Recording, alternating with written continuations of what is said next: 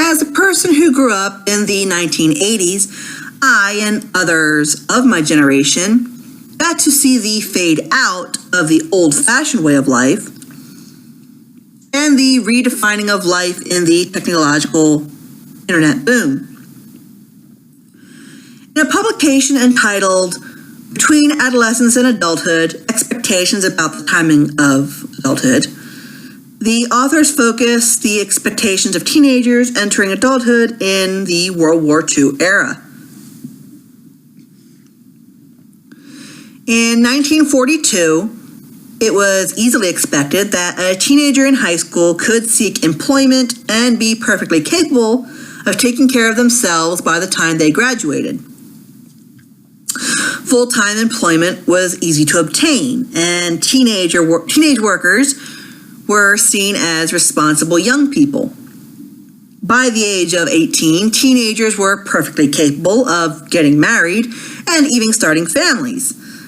At 18, a girl was considered old enough and responsible enough to be a mother, and her young husband was responsible enough to be a full-time working father to support her and baby. Teenagers knew how to run their own households, cooking, cleaning, sewing, minor construction, or auto repair. They learned quickly about paying taxes and a mortgage. Trades and skills were prized to allow for entry-level vocational jobs that young adults could grow into. It was also possible, with lower tuitions back in the day, for new high school graduates to have saved up enough money for tuition and books for universities and continue to work during college to pay off the rest of the education. A college graduate at the time did not have to expect 30 years of crippling student loan debt. It's also duly noted that teenagers that started out in quote-unquote teenage grade jobs, like fast food or grocery store clerks, were encouraged to stay with these companies through pay raises and promotions at intervals until that teenage worker was now a regional manager and by retirement age had incurred a pension to care for them in their final years. It's amazing that only a few decades ago, teenagers were able to be fully functioning adults, even before graduating from high school at times. Though it would be unfair to say that premature independence was a breeze. It wasn't.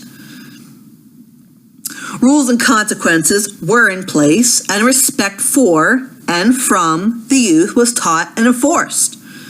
As such, common sense was, truly at the time, common, despite the absolute lack of it in many young people today, now that their teenage years make less sense than ever. Today's world is a very different world from those days.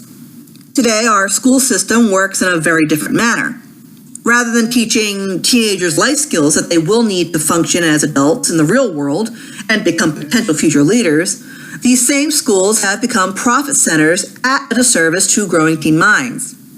For example, art classes are removed, such as art, band, choir, drama, and so forth.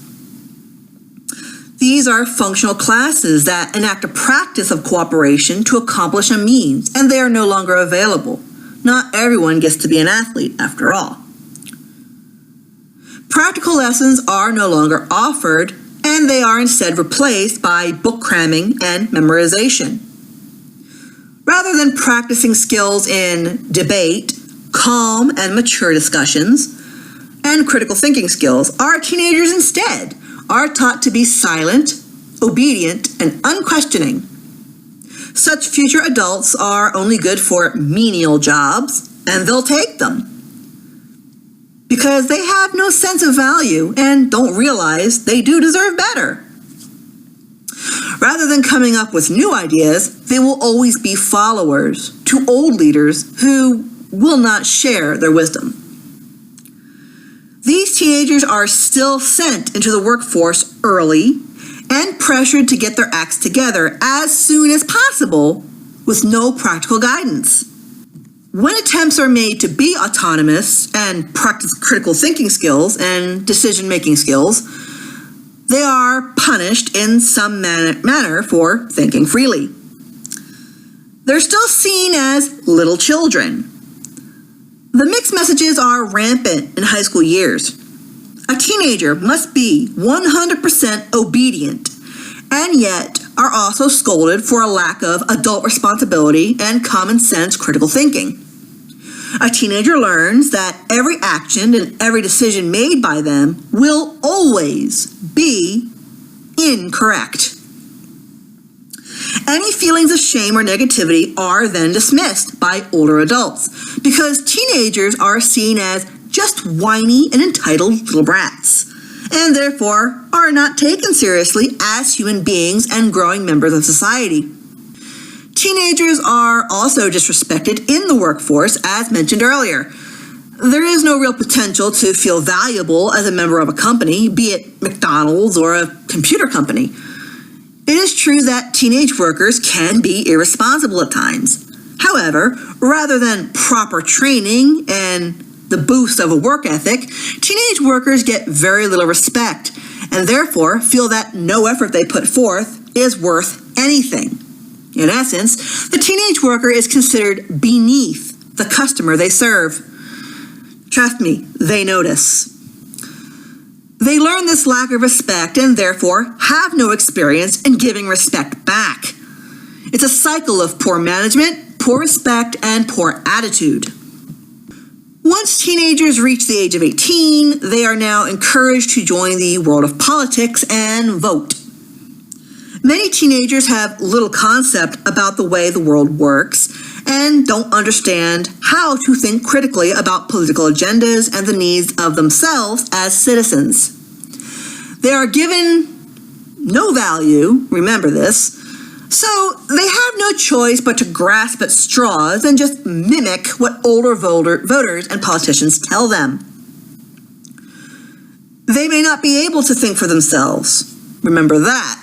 We taught them to not do that.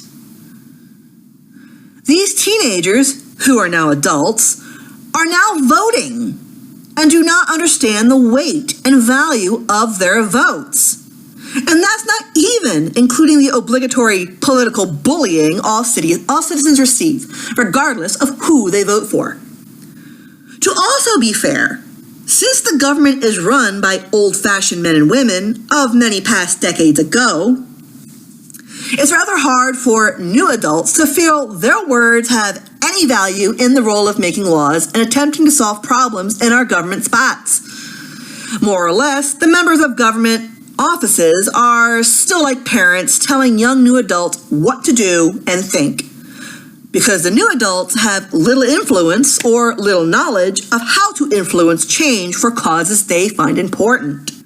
With all the dismissals and disrespect teenagers of today receive, however, it is noted how happy our society is to send these 18 to 20-year-olds off into combat to die for a country they don't understand and may not have even felt like a valid part of. Unless they're going to go fight and or die for it. Let's imagine life like we were learning to ride a bike. When a child comes into this world from the age of 0 to 12, they are, metaphorically, riding a tricycle. It's designed to hold itself up. It's safe, and it only goes a certain speed. A child learns how to pedal to make it work.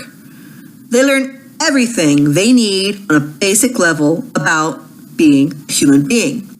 Likewise, this child is learning things like morals, manners, the foundations of spirituality, basic foundations about their country, how to count, their ABCs, their address, phone number, the names of their parents, potty training, proper human contact, and other such basic skills. A parent or guardian is always nearby to supervise the time on the tricycle. A parent or guardian is always nearby in order to guide a young child about their day. They have enough autonomy to pedal the tricycle themselves, but cannot ride it without the will of the parent or guardian allowing it. Now, adulthood is the other end of the spectrum.